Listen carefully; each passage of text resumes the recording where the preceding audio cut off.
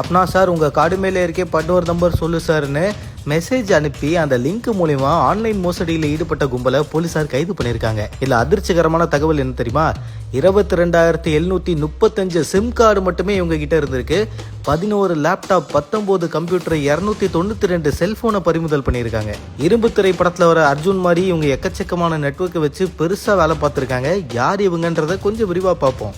கடந்த சில நாட்களுக்கு முன்னாடி காரைக்குடியை சார்ந்த முத்துக்கருப்பன்றவருடைய செல்போனுக்கு கடந்த மார்ச் 25ஆம் தேதி இரவு நேரத்தில் உங்களுடைய வங்கியை நாங்கள் பிளாக் பண்ண போகிறோம், உங்களுடைய பேங்க்கை நீங்கள் பேன் கார்டோட இணைக்கணும்னு சொல்லி ஒரு லிங்க் வந்திருக்கான். சரி, பேன் கார்டுக்கு லிங்க் பண்ணோம், எப்போவுமே எல்லாரும் சொல்கிறாங்களே லிங்கை பண்ணிடுவோம் அப்படின்னு அந்த லிங்கை கிளிக் பண்ண கொஞ்ச நேரத்திலேயே அவருடைய வங்கி கணக்குல இருந்து 99,000 ருபீஸ் ஆட்டையை போட்டிருக்காங்க.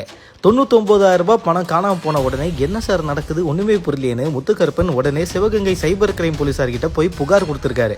இந்த வழக்கு குறித்து விசாரணையை மேற்கொண்ட சைபர் கிரைம் கூடுதல் ஏடிஎஸ்பி நமச்சிவாயம்ன்றவர் அவருடைய தலைமையில தனிப்படை போலீசார் நியமிக்கப்பட்டு மெசேஜ் அனுப்பப்பட்ட அந்த செல்போன் முகவரி மூலமா விசாரணையை மேற்கொள்ள ஆரம்பிச்சாங்க. கோவை பீரமேட்ல சிக்னல் காட்டின உடனே போலீசார் சம்பவ இடத்துக்கு போயிட்டாங்க. அங்க போய் பார்த்தா சிக்கா மார்க்கெட்டிங்ன்ற பேர்ல நிறுவனத்தை ஒன்று ரன் பண்ணி செல்போன்ல பொய்யான பேர்ல மெசேஜ் அனுப்பி வங்கி கணக்குல இருந்து பண பரிவர்த்தனை இப்படிதான் ஆட்டைய போட்டுட்டு இருக்காங்க. ஒரு கும்பலை பிடிச்சிருக்காங்க. அங்க பாத்தீங்கன்னா சரவணன் அவருடைய மனைவி பாரதின்னு 50-44 வயசான அவங்கள போலீசார் பிடிச்சி விசாரணை மேற்கொண்டாங்க. அந்த இடத்துல வேலை செஞ்ச 5 பெண்கள் ஆகியோர் மொத்தமா 7 பேரை கைது பண்ணியிருக்காங்க.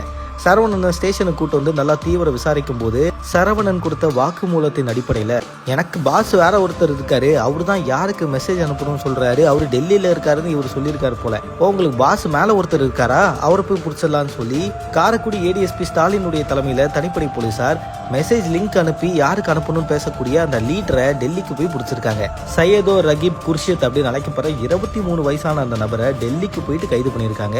அப்புறம் சிவகங்கை டிஎஸ்பி மற்றும் இன்ஸ்பெக்டருடைய தலைமையில தனிப்படை போலீசார் சிம் கார்டு முகவரிகளான கோவையை சார்ந்த ராம்குமார், மேட்டுப்பாளையத்தை சார்ந்த வினோத்குமார், கோவையை சார்ந்த சார்னவாஸ், உமர் முகமது, பரத் பாலாஜி, ஜெயராம், மாரீஸ்வரன், பொள்ளாச்சியை சார்ந்த சந்தோஷ்குமார், தென்காசியை சார்ந்த மூர்த்தின்னு எல்லாருமே கைது பண்ணியிருக்காங்க.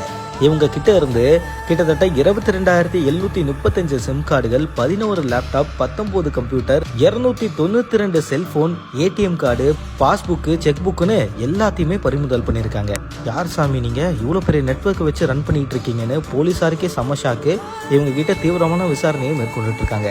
இந்த விஷயம் அதிர்ச்சியை உருவாக்கியிருக்கு. ஏதாவது லிங்க் தேவையில்லாம வந்தா அபிஷியல் அக்கௌண்ட்ல இருந்து வராத பட்சத்துல எந்த ஒரு லிங்க்குமே தேவையில்லாம கிளிக் பண்ணாதீங்க, அது ஆபத்துக்குரியதுன்னு பல வாட்டி சைபர் கிரைம் போலீசாரும் வார்னிங் கொடுத்திருக்காங்க. நோட் பண்ணிக்கோங்க மக்களே.